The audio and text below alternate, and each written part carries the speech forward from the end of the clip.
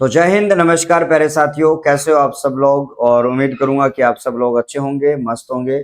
और सभी साथियों को गुड इवनिंग, राधे राधे। और बिल्कुल हम नया जो कारवां है वो अपने शुरू कर चुके हैं।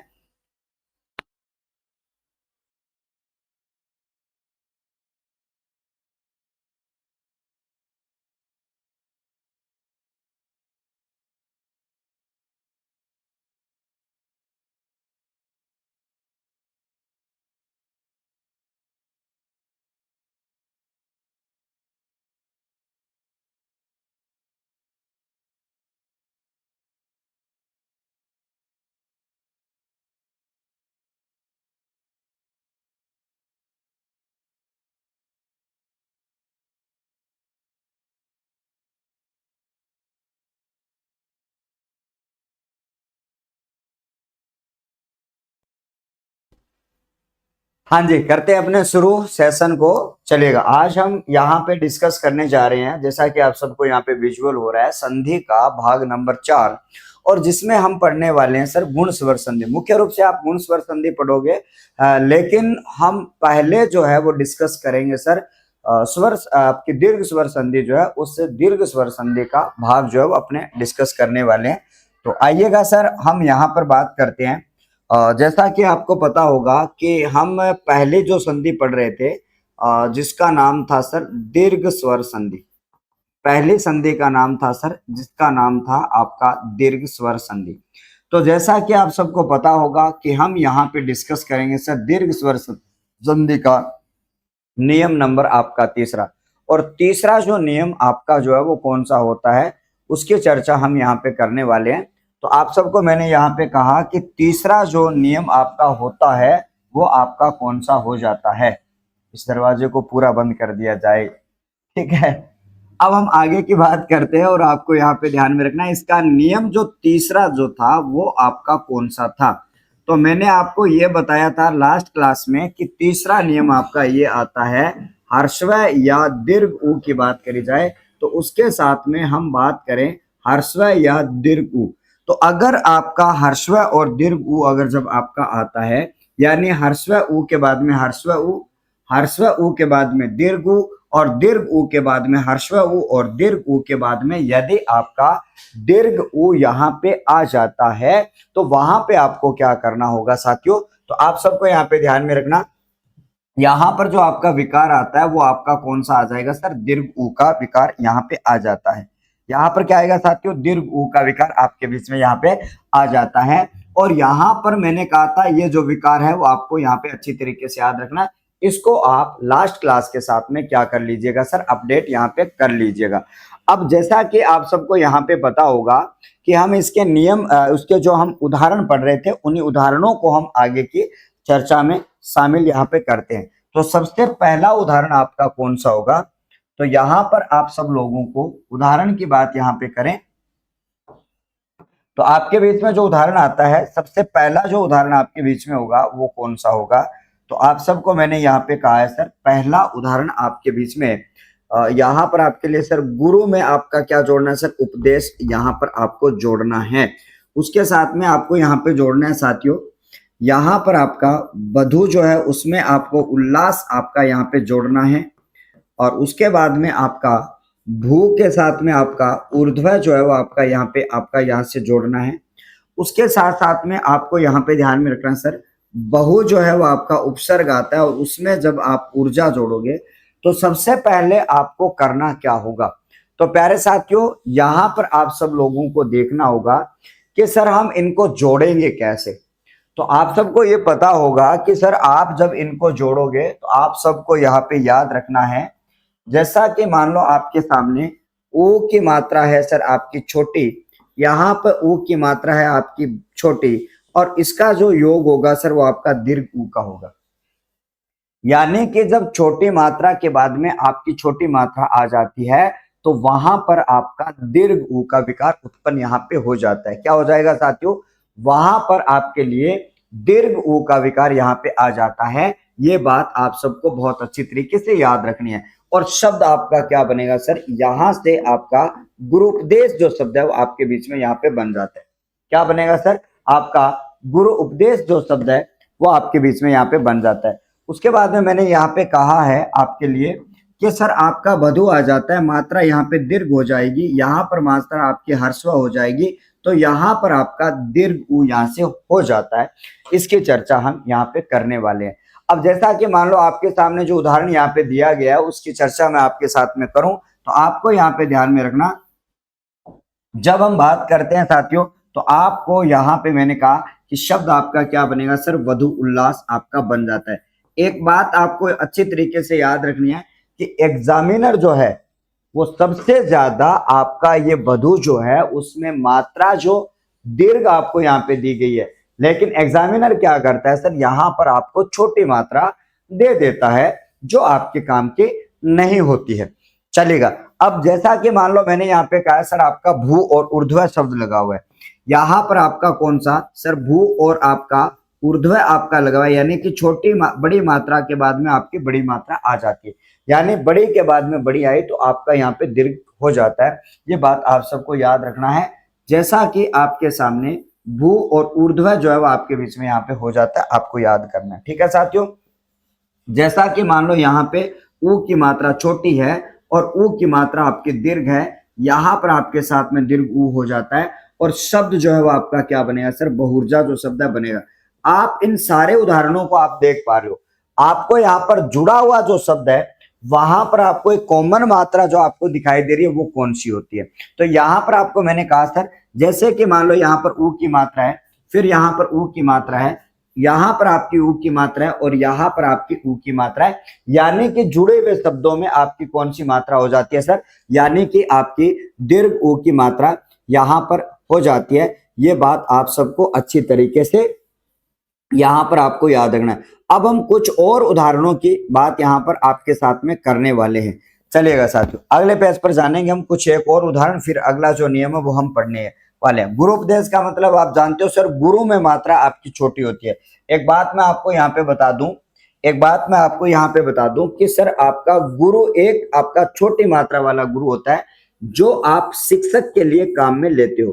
क्या लेते हो सर, वो शिक्षक के लिए आप काम में लेते हो, ये बात आपको याद रखनी है। एक आपका गुरु शब्द होता है जिसकी मात्रा आपकी क्या बड़ी होती है, जो आपका बड़ा के लिए प्रयोग आता है, बड़ा या फिर आपका भारी। ठीक है, बड़ा या फिर आप भारी शब्द के लिए यूज करते हो। तो आप इन दोनों को अच्छी तरीके से आप यहाँ पे समझ लेना है। ठीक है साथियों, जैसा कि मान लो आपको ध्यान में रखना, हाँ जी,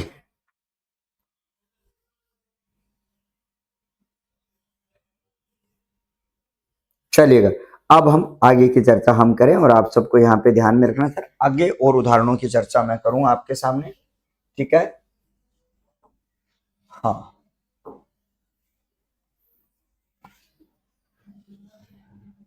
आगे की चर्चा हम करते हैं और आपके सामने यहाँ पे हो रहा है सर, अगला जो है वो आपके बीच में यहाँ पे आता है। तो आपको कुछ एक और उदाहरणों की चर्चा यहाँ पे करनी है। ठीक है, कुछ एक और उदाहरणों की चर्चा हमें करनी है। तो आप सब लोगों को यहाँ पे पता होगा कि जब हम यहाँ से चलते हैं और आपके बीच में सबसे पहला जो उदाहरण आपके बीच में और आ जाता है सर, भू और उसके साथ में आपका ऊपरी शब्द है उसका प्रयोग आप यहाँ पे करते हो। उसी प्रकार से आपका बहु और उसके साथ में आप उत्सव शब्द जो है वो यहाँ पे जोड़ते हो। ठीक है, उसी प्रकार से आपका मधु शब्द आता है, मधु में मात्रा छोटी होती है और उसके साथ में भी आपका उत्सव शब्द है वो आपका जुड़ जाता है। उसी प्रकार से आपको ध्यान में रखना साथियों, चमू आता है जिसकी मात्रा बड़ी होती है और उसके साथ में आपको उमंग शब्द आपको जोड़ देना होता है। तो अगर आप इन सभी शब्दों की बात करते हो, यहाँ पर आपको इन सभी शब्दों की बात आपके बीच में करते हो, तो आप सबको यहाँ पे ध्यान में रख लेना, आप इन सारे शब्दों को याद कर लेना।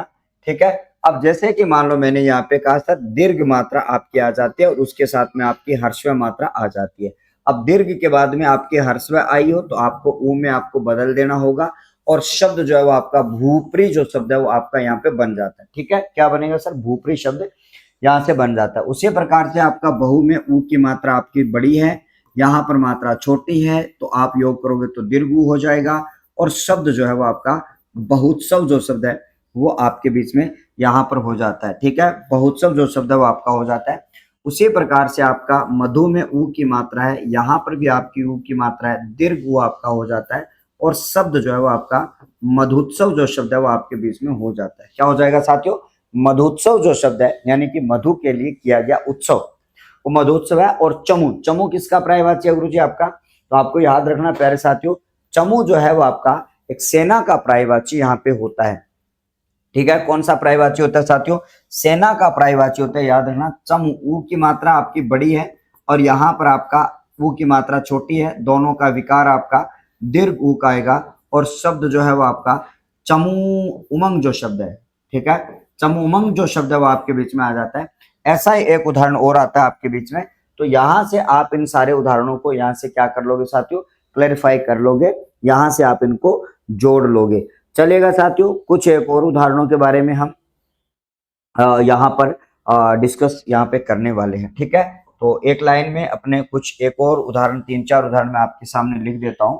तो अपने क्या करेंगे सर, उन उदाहरणों को भी यहाँ पर आपके साथ में डिस्कस मैं कर लूंगा। ठीक है, तो इन उदाहरणों को मैं लिख रहा हूँ आपके सामने। पहला उदाहरण आपके बीच में आता है सर चमूत्साह। ठीक है, पहला उदाहरण आपका आ रहा है सर चमूत्साह जो शब्द है वो आपके बीच में आ जाता है। ठीक है, उसके साथ साथ में आपको मैंने यहाँ पे कहा कि चमोत्साह के साथ में आपका सु उपकार जो शब्द है वो आपके बीच में आ जाता है, सु उपकार। उसके साथ में आपका यहाँ पर शब्द आ जाता है साथियों सुधन उक्ति जो शब्द है वो आपके बीच में यहाँ पे आ जाता है। और उसी प्रकार से आपका कटु उक्ति जो शब्द है, कटु में मात्रा छोटी आती है और उसके साथ में उक्ति में भी मात्रा कैसी आती है? आपकी छोटी आती है। जब आप इनकी बात यहाँ पर करते हो तो आप सबको अच्छी तरीके से याद करना है। ठीक है, यहाँ पर क्या करना है? आपको याद करना है और यहाँ से आप लोगों को, ठीक है, ऊ की मात्रा यहाँ पे क्या है? बड़ी है। ठीक है, और उसके बात करें तो ऊ की मात्रा छोटी है। दोनों का योग आपका होगा तो बड़ी मात्रा का होगा। क्या होगा? बड़ी मात्रा का होगा। तो आपको मैंने यहाँ पे कहा सर चमूत्साह जो शब्द है वो आपके बीच में यहाँ पे बन जाता है। चमू मतलब सेना, सेना का उत्साह हो जाएगा।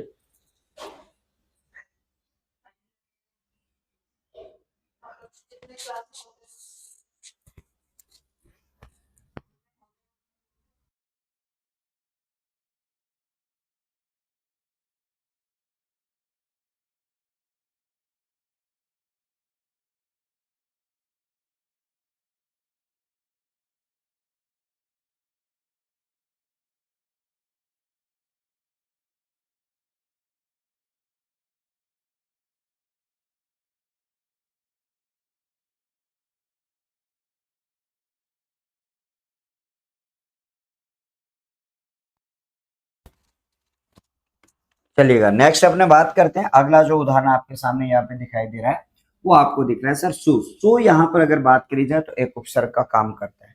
सु यहाँ पे क्या करता है? उपसर्ग का यहाँ पे काम करता है। तो ध्यान में रखना, सु में मात्रा छोटी है और यहाँ पर ऊ की भी मात्रा छोटी है। तो आप सब लोगों को यहाँ पे ध्यान में रखना सर ऊ की मात्रा होती है और आपके बीच में सु उपकार यहाँ से शब्द बन जाता है।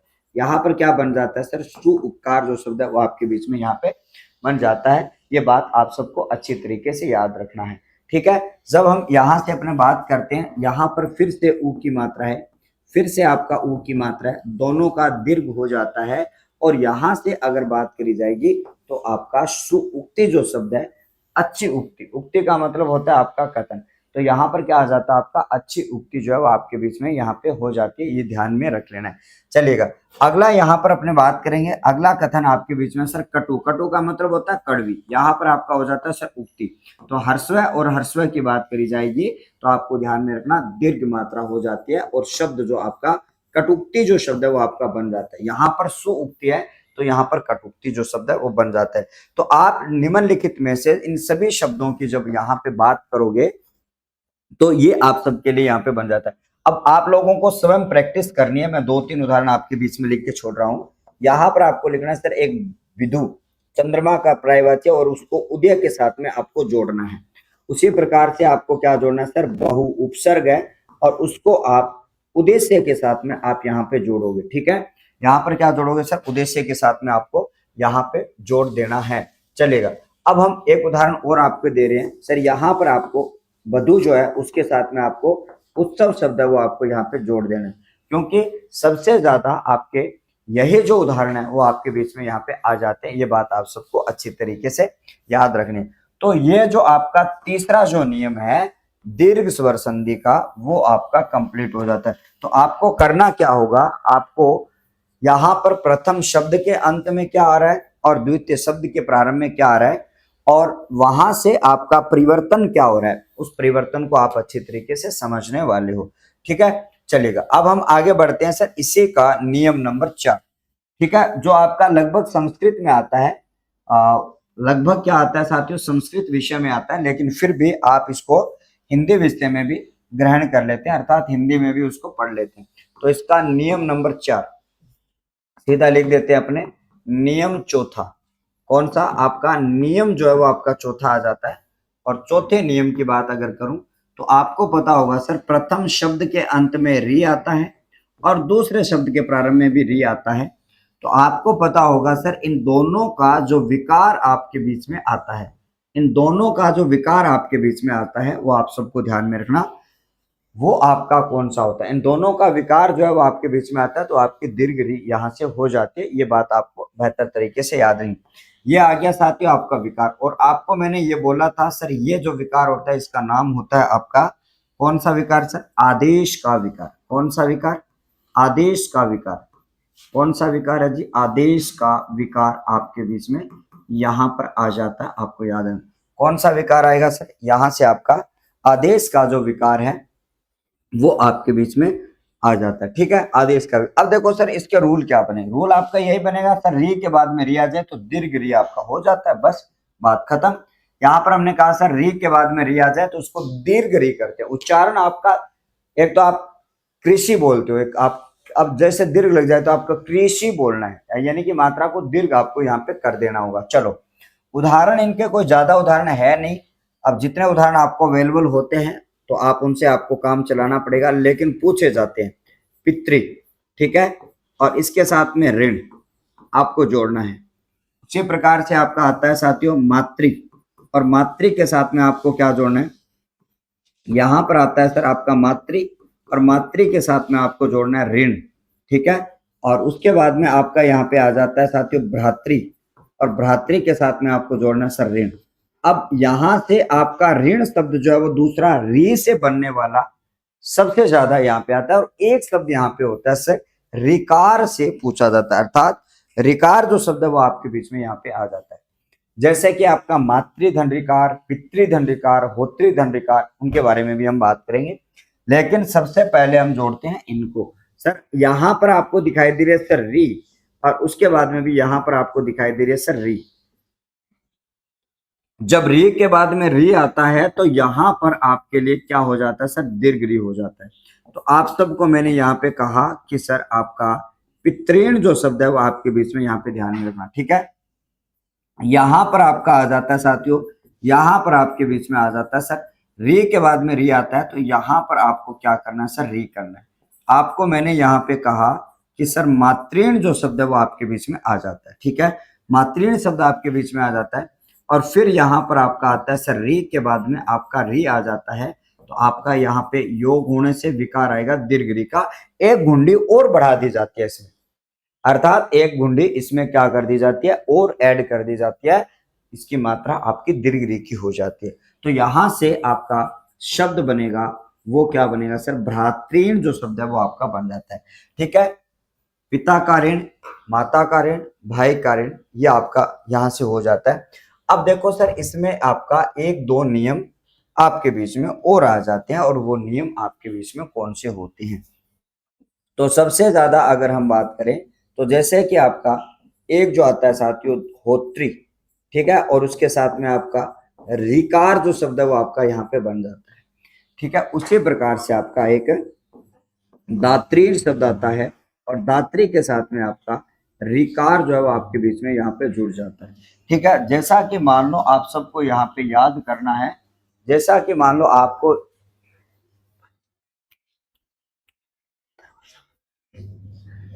अब जब हम बात करते हैं, आप सबको ध्यान में रखना सर, यहां से री की जो मात्रा आ रही है और उसके बाद में आपकी री की मात्रा आ रही है, उसको दीर्घ री में बदला जाता है, और शब्द आपका क्या बनेगा सर, होत्रिकार जो है वो आपका यहाँ पे बन जाता है। क्या बनेगा, होत्रिकार जो शब्द है वो आपका बन जाता है। उसी प्रकार से ये जो री की मात्रा आ रही है उसके बाद में भी आपकी री की मात्रा आ रही है, और यहाँ पर आपका दीर्घ री जो है वो आपके बीच में यहाँ पर बन जाता है, आपको ध्यान में रखना। और शब्द जो है वो आपके यहाँ पर क्या आता है साथियों, दात्रिकार जो शब्द है वो आपका यहाँ पे बन जाता है। तो जैसा कि आप सबको पता है, ये जो रूल है वो आपका मोस्ट रूप से आपका ये नहीं है कि आपका ये कंपल्सरी रूल है। तो आपका ये क्या है सर, कंपल्सरी रूल आपका यहाँ पे नहीं होता है। ये बात आप सबको बहुत अच्छी तरीके से क्या रखनी है, आपको याद रखनी है। क्या नहीं होता है साथियों, ये कंपल्सरी रूल तो नहीं होता है आपका हिंदी में, लेकिन ये संस्कृत का होता है, इसलिए कभी कभी आपका यहाँ भी आपसे पूछा जाता है। ये बात आप सबको याद रखना है, ठीक है। चलो आगे बढ़ते हैं, ठीक है। क्या बढ़े साथियों, आगे बढ़ते हैं। और आगे बढ़ते हुए आपकी अगली जो संधि है वो आपके बीच में कौन सी आ जाती है, अगली जो संधि है प्यारे साथियों वो आपके बीच में कौन सी आ जाती है, उसके बारे में हम बात करेंगे। तो आगे की आपकी संधि आएगी सर गुण स्वर संधि। 2 नंबर संधि का नाम है गुण स्वर संधि। तो आप सब लोगों को यहाँ पे याद रखना साथियों, गुण स्वर संधि की बात अगर करी जाए तो यहाँ पर मैंने कहा सर गुण स्वर संधि जो है वो आपकी कौन सी आ जाती है। अब जब जैसा कि मान लो मैंने यहाँ पे कहा सर गुण स्वर संधि क्या होती है, उसका लक्षण क्या होता है, अभी हम इसके बारे में डिस्कस करने वाले हैं। गुण स्वर संधि, सबसे पहले तो आप हेडिंग डाल लीजिएगा, दूसरी संधि आपके बीच में आती है जो आपकी होती है सर गुण स्वर संधि, गुण स्वर संधि। अब जैसा कि मान लो मैंने यहाँ पे कहा कि गुण स्वर संधि की बात अगर करी जाए आपके सामने तो इसका रूल यहाँ पे क्या होता है। अब इस रूल की बात यहाँ पर मैं करूं तो आपको मैंने यहाँ पे कहा सबसे पहले प्रथम शब्द के अंत में क्या आता है और दूसरे शब्द के प्रारंभ में क्या आता है, ये बात आप सबको ध्यान में रखनी है, ठीक है। मैंने यहाँ पे कहा है कि सर प्रथम शब्द के अंत में क्या आता है, तो आपको करना क्या होगा, यहाँ पर आपको देखना होगा सर इस संधि में रूल क्या होता है। तो सबसे पहले आपको ध्यान में रखना कि सर इस संधि में जो आपका रूल होता है वो ये होता है, ध्यान से समझेंगे हम कि सर प्रथम शब्द के अंत में क्या होगा और द्वितीय शब्द के प्रारंभ में क्या होगा। तो आपको यहाँ पे नोट करना है सर प्रथम शब्द के अंत में क्या है और दूसरे शब्द के प्रारंभ में क्या होगा। तो जैसा कि आप सबको पता होगा कि जब आप यहाँ पे प्रथम शब्द की बात करते हो तो गुण स्वर संधि में प्रथम शब्द के अंत में ए या फिर आपका आ जाता है। क्या आ जाएगा सर, जब ए या फिर आ जाता है तो ये गुण स्वर संधि का यहाँ पे लक्षण यहाँ से हो जाता है। ये बात आप सबको याद रखनी, ठीक है। जब ए या आ के बाद में यहाँ पर आपको दिखाई देता है सर कि इसके बाद में क्या आएगा, तो ए या आ के बाद में जो आपके 5 वर्ण आते हैं इस संधि में, ठीक है, वो आपके कौन से होते हैं। तो आपको ध्यान में रखना सर आपका हर्षव ई होता है, दीर्घ ई होता है, हर्षव ऊ होता है, दीर्घ ऊ होता है, और आपका यहां से हो जाता है सर री। जब मैं बात कर रहा हूं आपको कि सर ए या आ, हर्षव ई, दीर्घ ई, हर्षव ऊ, दीर्घ ऊ और री, जब आप इनकी बात करते हो तो आप सबको यहाँ पे याद रख लेना है कि आपका परिवर्तन जब इस प्रकार से हो तो आपको पता होगा सर इस संधि में होता क्या है। अगर आपका ए या आ के बाद हर्षव और दीर्घ ई आए तो इसका परिवर्तन क्या होगा, ठीक है। उसके बाद में आपका हर्षव और दीर्घ ई के बाद में आपका, ठीक है, ए या आ के बाद हर्षव उ और दीर्घ उ आए तो उसका क्या होगा। और इसके बाद में अगर हम बात करें तो आप सबको यहाँ पे याद रख लेना सर, जब यहाँ पर मैंने कहा कि जब आपका रे जब आता है तो उसका परिवर्तन आपके बीच में क्या होता है। तो ये बात भी आप सबको अच्छी तरीके से ध्यान में रखना है, ठीक है। हाँ जी, यहाँ पर मैंने कहा कि आपके बीच में यहाँ पर आ जाता है सर इसका जो परिवर्तन है वो आपका ए होता है और इसका जो परिवर्तन है वो आपका ओ हो जाता है और उसके बाद में इसका जो परिवर्तन है वो आपके बीच में अर हो जाता है। इन्हें क्या कहा जाता है सर, गुणादेश कहा जाता है। क्या कहा जाता है सर, गुणादेश का विकार कहा जाता है। यानी कि इसमें 3 विकार उत्पन्न आपके हो जाते हैं। कौन सी संधि में गुरुजी, गुण स्वर संधि में। अब सर मैंने यहाँ पे कहा कि जब ए या आ के बाद हर्षव और दीर्घ ई आए तो उसका ए बन जाता है। ए या आ के बाद जब हर्षव उ और दीर्घ उ आए तो ओ बन जाता है। और ए या आ के बाद जब री आ जाता है तो उसका परिवर्तन अर हो जाता है। जैसा कि आपको मैं एक उदाहरण से इस चीज को यहाँ पे स्पष्ट करने वाला हूं। उदाहरण आपका ये आ जाए, जैसे कि मान लो मैंने यहाँ पे कहा कि जैसे कि आपके सामने आ गया सर उत्तम शब्द है। क्या आ गया सर? आपका उत्तम शब्द आपके बीच में आ गया, उत्तम। और उत्तम के बाद में हम बात करते हैं सर, आपका शब्द आ गया ऋण। उत्तम के बाद में आपका क्या आ गया सर? ऋण आ गया। ये बात आप सबको याद रखनी। उत्तम के साथ में क्या आ गया साथियों? ऋण आ गया, आपको ध्यान में रखना। ठीक है। अब जैसा कि मान लो मैंने कहा कि उत्तम और ऋण, आपको देखो ऐसी कंडीशन में संधि की पहचान के लिए आपको करना क्या होता है? सबसे पहले जरूरी चीज आपको बताता हूं।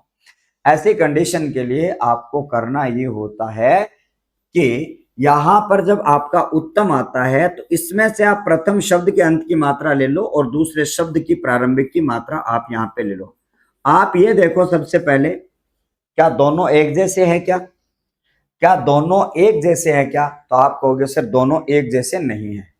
ठीक है। दूसरी बात आप ये कहोगे सर जब दोनों एक जैसे नहीं है तो प्रथम शब्द के अंत में आपका ए या आ होगा। प्रथम शब्द के अंत में क्या होगा सर? ए या आ होगा। अब जब ए या आ आपका आ जाता है तो वहां पर आपको मैंने कहा कि आपको देखना सर ए के बाद में री आ गया। आपने देखना सर ए के बाद में री आ गया तो आपका बन गया सर अर।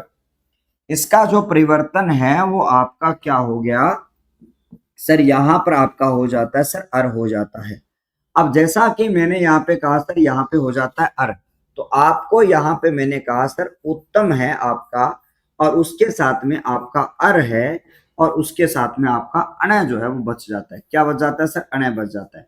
तो शब्द की बात यहाँ पर मैं करूं तो आपको यहाँ पे ध्यान में रखना, उत्मरण जो शब्द है वो आपका बन जाता है। उत्मरण जो शब्द है वो आपके बीच में यहाँ पे बन जाता है। तो इसे ही गुण स्वर संधि कहते हैं। ये जो आपका गुणादेश का विकार आया ये आपका गुण स्वर संधि का विकार यहाँ पे हो जाता है। ये बात आप सबको बहुत अच्छी तरीके से याद यहाँ पे रख लेनी है। अब जैसा कि मान लो आपको अच्छी तरीके से याद रखना है, ये आपका गुण स्वर संधि यहां से आपकी हो जाती है। अब सर बात करें कि गुण स्वर संधि की परिभाषा को अगर हम देखें तो आपको यहाँ पे ध्यान में रखना सर गुण स्वर संधि की जो परिभाषा जो है वो आपकी क्या होती है। ठीक है। तो देखो यहां पर हम बात करें सर गुण स्वर संधि की परिभाषा की। ठीक है। गुण स्वर संधि परिभाषा,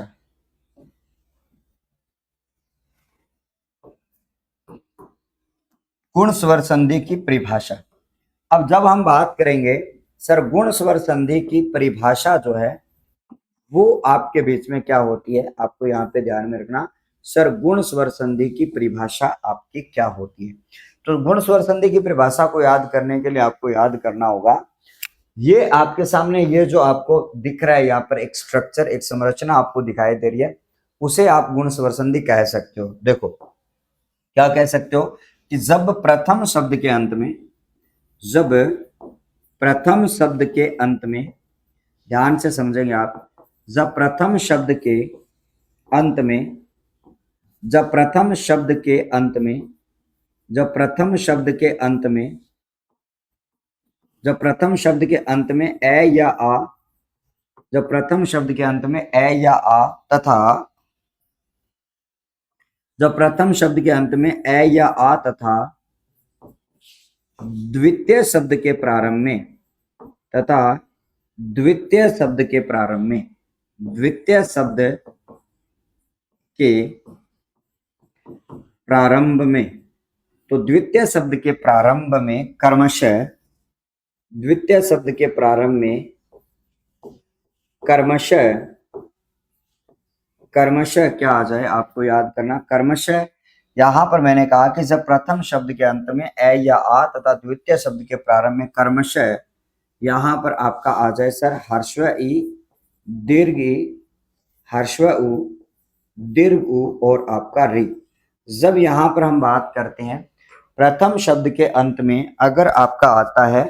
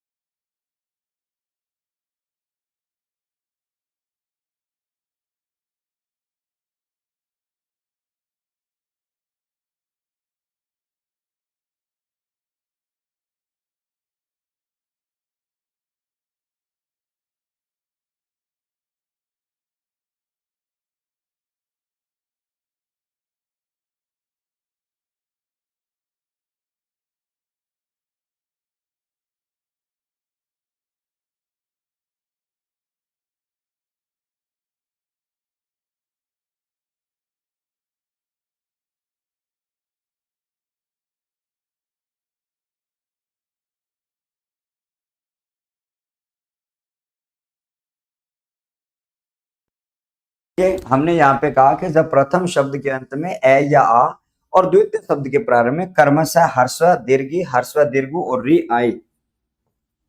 आए तो संधि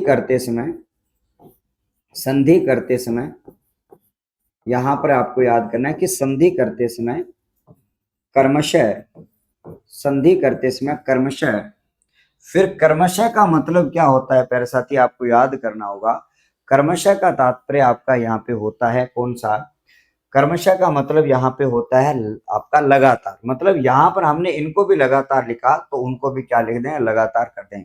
जब प्रश्न हो जाए तो उनको फैला देना, कोई कटे छोड़ दिए, कोई कटे छोड़ दिए, ठीक है, चलिएगा। अब यहाँ पर मैंने कहा कि जब प्रथम शब्द के अंत में ए या आ आपका आ जाए तो आपको मैंने कहा कि आपका ये जो आपके परिवर्तन है उसमें परिवर्तन आपके क्या आती है, कर्मशः जो आपके सामने यहाँ पे दिख रहा है। तो आपका क्या है सर, ए, इसके साथ में आपका ओ और उसके बाद में आपका अर का विकार उत्पन्न हो जाए, अर का विकार उत्पन्न हो जाए तो उसे गुण स्वर संधि कहते हैं। अब जब हम बात कर रहे हैं सर गुण स्वर संधि कहते हैं। अब जैसा कि मान लो आप सबको मैंने यहाँ पे कहा उसे गुण स्वर संधि कहते हैं। अब जैसा कि मान लो आपको मैंने यहाँ पे कहा सर उसे गुण स्वर संधि आपका कहा जाता है, ठीक है। तो चलिएगा, अब जैसा कि मान लो आपके सामने ये मैंने ऊपर जो मेथड बताया वो आपको नीचे मैंने एक शब्दों के माध्यम से आपको बता दिया कि सर गुण स्वर संधि जो है वो आपकी क्या होती है, ये आपके सामने। अब हम बात करेंगे साथियों इस गुण स्वर संधि को कितने भागों में। उदाहरण की बात करूं तो आपके सामने मैंने उदाहरण आपका लिख दिया है। अब नियम की बात करूं तो इसके कितने नियम आपके बनेंगे, तो आपको यहाँ पे ध्यान में रखना सर गुण स्वर संधि में आपका पहला नियम, दूसरा नियम और तीसरा नियम।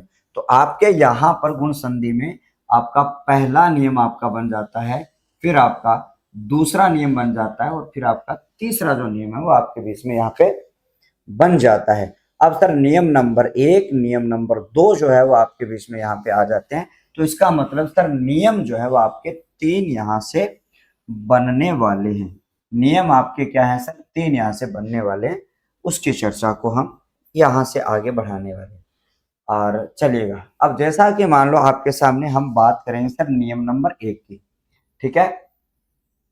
नियम नंबर आपका 1, सबसे पहले अगर हम बात करें तो आपका जो नियम आएगा वो आपका पहला नियम आपको क्या कह रहा है।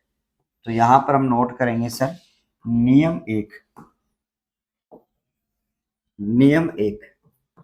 और पहला नियम आपको क्या कह रहा है।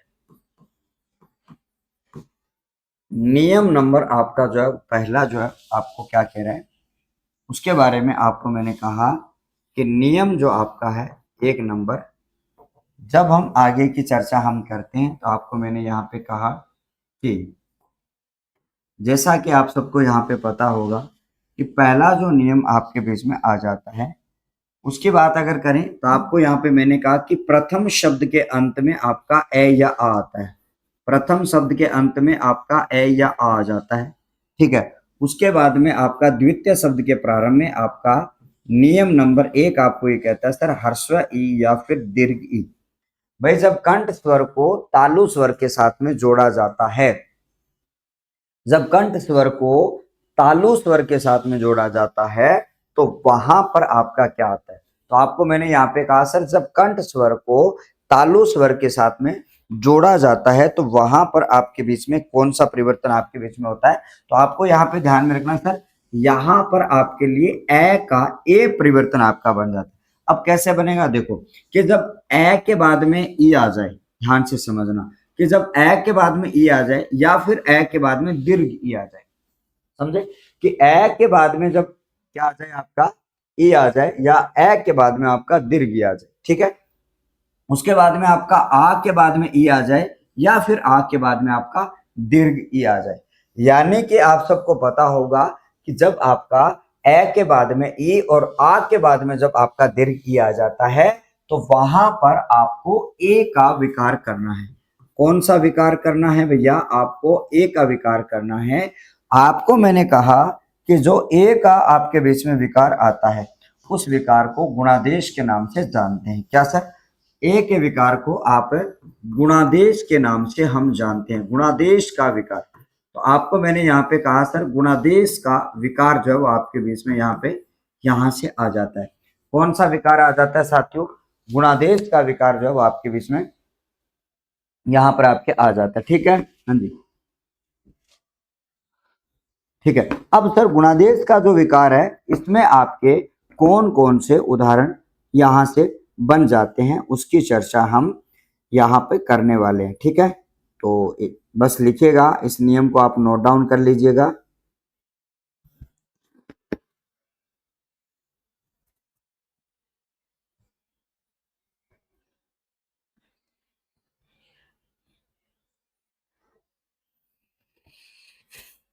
तो इसका जो नियम जो है वो आपके बीच में कौन सा बन जाएगा उसको मैं यहाँ पर आपके बीच में लिखाने जा रहा हूँ। ठीक है, चलो देखो नियम आपका क्या बन जाता है। तो आपको मैंने यहाँ पे कहा कि सर नियम जो आपका बन जाता है वो आपके बीच में यहाँ से मैंने कहा सर, ठीक है, इस नियम की बात मैं अगर आपके साथ में करूं तो यहाँ पर आपका क्या आ जाता है। सबसे पहले आपको याद करना होगा कि जब ए या आ आपके बीच में आता है तो आपको मैंने कहा ए के बाद में आपकी ई आ जाती है, ए के बाद में आपकी ई, उसके बाद में हम बात करेंगे साथियों ए के बाद में आपकी दीर्घ ई, ए के बाद में आपकी दीर्घ ई आ जाती है।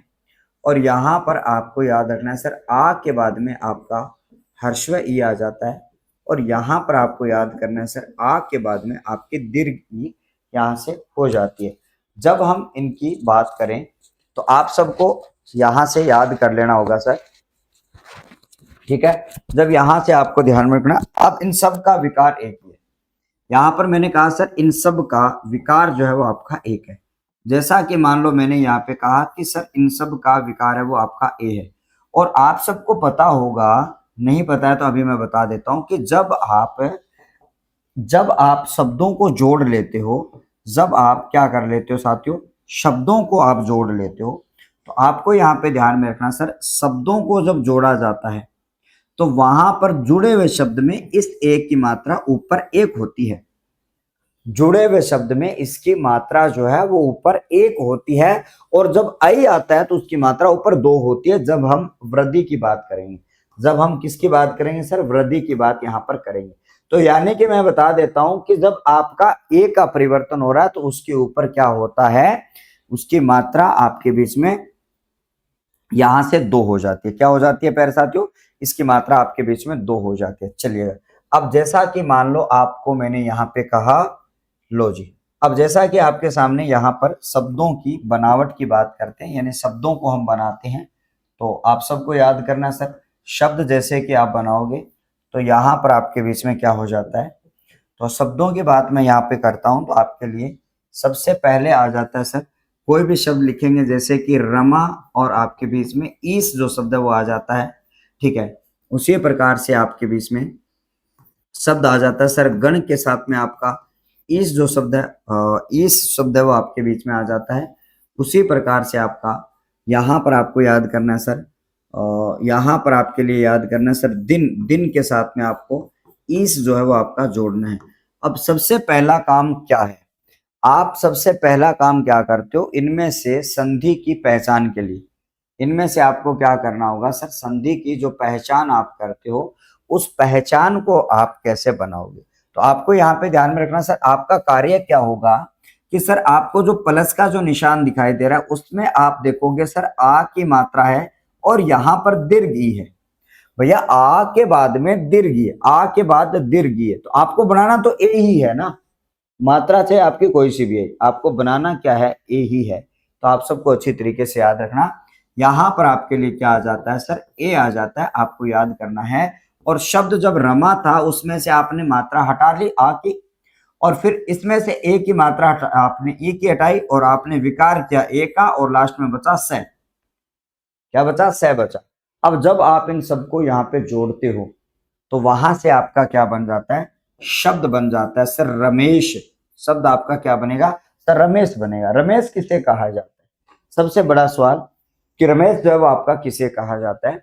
तो आपको ध्यान में रखना सर, रमा, लक्ष्मी और ईश मतलब स्वामी, कि रमा के जो स्वामी हैं उसे रमेश कहा जाता है। आपको याद करना, रमा के स्वामी को रमेश कहा जाता है। ये बात आपको क्या करनी है सर, यहां से आपको याद कर लेनी है। क्या करनी है सर? याद आपको कर लेनी है। अब उसके बाद में अगर हम बात करें सर, आपका गण जो है, अब इस गण में से आप क्या करते हो सर, ए की मात्रा को हटाते हो और उसके बाद में आप दीर्घ ई की मात्रा को हटाते हो तो आपका ए हो जाता है। जब आप गण की बात करोगे तो गण में आपका ए आ जाता है या फिर आपका से आ जाता है, तो शब्द आपके बीच में यहाँ पर गणेश जो शब्द है वो आपके बीच में यहाँ पे आ जाता है। कौन सा शब्द आएगा सर? गणेश जो शब्द है वो आपके बीच में आ जाता है।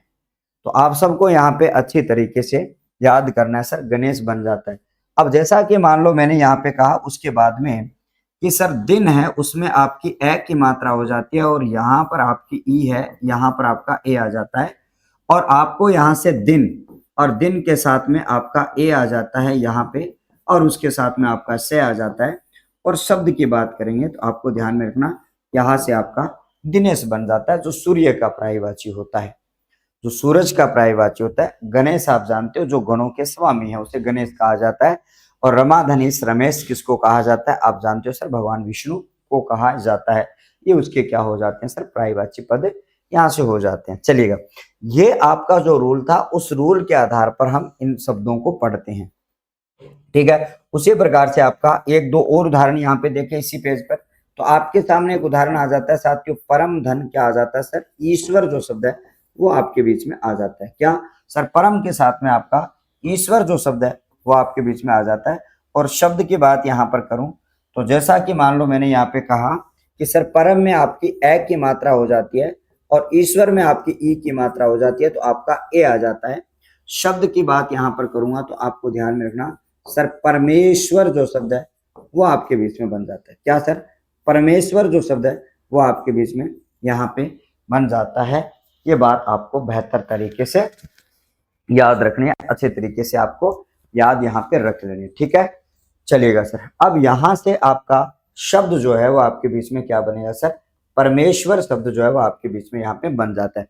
तो रूल क्या होता है गुण स्वर संधि का, उस रूल के बारे में हमने यहाँ पे बात करी है कि इस प्रकार से आपको ध्यान में रखना है सर, आपको मात्राओं को हटाना है, ठीक है। आप इनके अर्थ भी यहाँ से नोट कर सकते हो, नोट डाउन कर सकते हो कि सर रमेश को क्या कहा जाता है? सर रमेश जो है वो आपका विष्णु का पर्यायवाची होता है, गणेश आपके गण के स्वामी है ईश्वर, ठीक है। और दिनेश की बात करूं तो भाई साहब सूरज यानी कि सूर्य के पर्यायवाची आपके बीच में हो जाते हैं, रवि के पर्यायवाची हो जाते हैं, भानु दिनकर के पर्यायवाची हो जाते हैं, आपको याद करना, ठीक है। तो इस रूल में आप अच्छी तरीके से गुण स्वर संधि, और भी हम बहुत सारे जो उदाहरण है वो इसी रूल के, बस एक स्लाइड में अपने और उदाहरण कर लेते हैं, ठीक है। इस नियम के कुछ और उदाहरण आपकी इस स्लाइड में यानी कि नेक्स्ट स्लाइड में हम करते हैं, ठीक है। तो देखो अगले पेज पर आपके सामने चलते हैं और यहाँ पर आपको याद करना है, इस स्लाइड में आपके लिए कुछ 2 4 5 उदाहरण आपके बीच में और देता हूं मैं और फिर उनको करते हैं जोड़ने का काम। अब जैसा कि मान लो आपके सामने यहाँ पे क्या आ जाता है साथियों, ठीक है, यहाँ पर आपका आ जाता है साथियों उपधन, हाँ बिल्कुल आपका आ जाता है सर उपधन, आपका इंद्र आ जाता है जो कई बार परीक्षाओं में पूछा गया। उसी प्रकार से आपका सत्य के साथ में आपका इंद्र आ जाता है, ये बात आपको याद करनी है, सत्य के साथ में इंद्र आ जाता है। उसके बाद में आपको ध्यान में रखना सर राका, राका के साथ में आपका ईस आ जाता है और उसी प्रकार से आपका बाल के साथ में आपका इंदु जो शब्द है वो भी आपके बीच में आ जाता है। और आगे की बात यहाँ पर करूं तो यहाँ पर है सर गुड़ाका, और गुड़ाका में आपका ईस जो शब्द है वो आपका यहाँ पे आ जाता है, ठीक है। तो जब हम इनकी बात यहाँ पर करेंगे तो आप सब लोगों को यहाँ पे ध्यान में रखना कि जब ये इस प्रकार से यहाँ पर जब आपका बनता है तो आपको अच्छी तरीके से याद रखना कि सर उप है उसमें आपकी ए की मात्रा होती है, यहाँ पर ई की मात्रा होती है और ये आपका ए बन जाता है। यहाँ से आपको मैंने कहा कि सर उपेंद्र जो शब्द है वो आपका बन जाता है, क्या बनेगा? उपेंद्र बन जाएगा। उसी प्रकार से आपका सत्य में ए की मात्रा है, यहाँ पर आपकी ई की मात्रा है, दोनों का ए आपका विकार ए हो जाता है और शब्द बनेगा सर सत्येंद्र। क्या बनेगा? सत्येंद्र जो शब्द है वो आपका बन जाता है। ठीक है, उसके बाद में अपने बात करेंगे सर राका। राका में आपको ए जोड़ना है और उसके बाद में आपको ई जोड़ना है और शब्द आपके बीच में क्या आ जाता है सर? राकेश जो शब्द है वो आपके बीच में यहाँ पे जोड़ना है। ठीक है, जब हम बात करेंगे बाल में ए की मात्रा है और इंदु में भी आपकी ई की मात्रा है तो आपका ए हो जाता है और शब्द बनेगा सर बालेंदु जो है वो आपके बीच में यहाँ से बन जाता है। ठीक है, उसके बाद में यहां से आपको याद रखना सर गुड़ाका। गुड़ाका में आपकी आ की मात्रा है और यहाँ पर आपकी ई की मात्रा है। आ में जब ई जोड़ दोगे तो आपका ए बन जाता है और शब्द बनता है सर गुड़ाकेश। अरे गुड़ाकेश तो किसको कहा जाता है सर? अर्जुन का पर्यायवाची होता है। गुड़ाकेश किसका पर्यायवाची होता है सर? अर्जुन का पर्यायवाची यहाँ पर हो जाता है। तो इन सारे शब्दों को आप गुण स्वर संधि के तहत आप इनको क्या करोगे सर? अच्छी तरीकों से आपको क्या करना है? जोड़ देना होगा। ठीक है, अब हम आगे की बात और करते हैं आपके सामने। ठीक है, ये पूरी जब आपकी संधियां हो जाएगी तो आप सबको अच्छी तरीके से याद रखना होगा कि हम इनका विग्रह जो है वो आपके बीच में कैसे करते हैं। ठीक है, तो हम क्या करेंगे सर? विग्रह करना भी हम यहाँ से सीखने वाले हैं। तो एक स्लाइड में आपको उदाहरण जो है वो यहाँ पे दे देता हूँ, तो आप उनको क्या करोगे? जोड़ने का प्रयत्न आप करोगे। जैसे कि आपके सामने क्या आ जाता है साथियों? महा, उसके साथ में आपका इंद्र शब्द वो आपके बीच में आ जाता है। उसी प्रकार से आपका महा के साथ में आपका ईश शब्द वो आपके बीच में आ जाता है। उसी प्रकार से आपका राजा और उसके साथ में आपका ईश शब्द वो आपका आ जाता है। उसी प्रकार से आपका राजा और उसके साथ में आपका इंद्र जोड़ोगे। उसी प्रकार से आपका नरेंद्र, नर के साथ में आपको इंद्र या ईश आपको जोड़ना है। ठीक है, उसी प्रकार से आपका, अब हम आगे की बात करेंगे साथियों। तो आपके बीच में यहाँ पे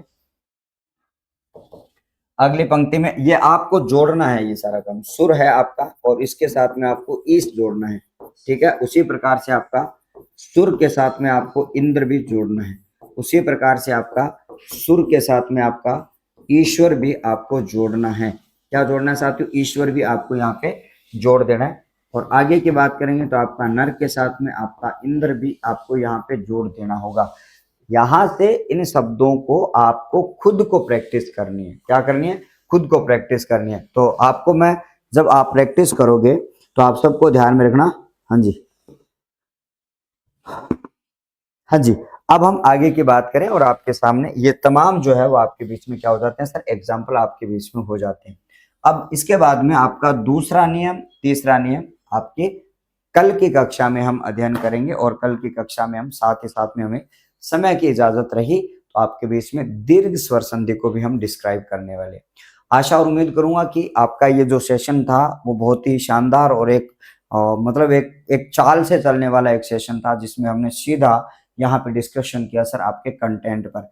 फिर भी आपको कोई दिक्कत आती है, प्रॉब्लम आती है, कहाँ से समझ में नहीं आता है, एक बार रिवर्स लगा के देख लो, समझ में ना आए तो फिर आप कमेंट डाल देना, मैं आपको इनको क्या है क्लियर करवा दूंगा आपको आराम से। तो चलिएगा साथियों, इस वीडियो सेशन को हम यहीं पर समाप्त करते हैं। मिलता हूँ नेक्स्ट वीडियो में, तब तक के लिए आपका बहुत बहुत धन्यवाद। नमस्कार, थैंक यू।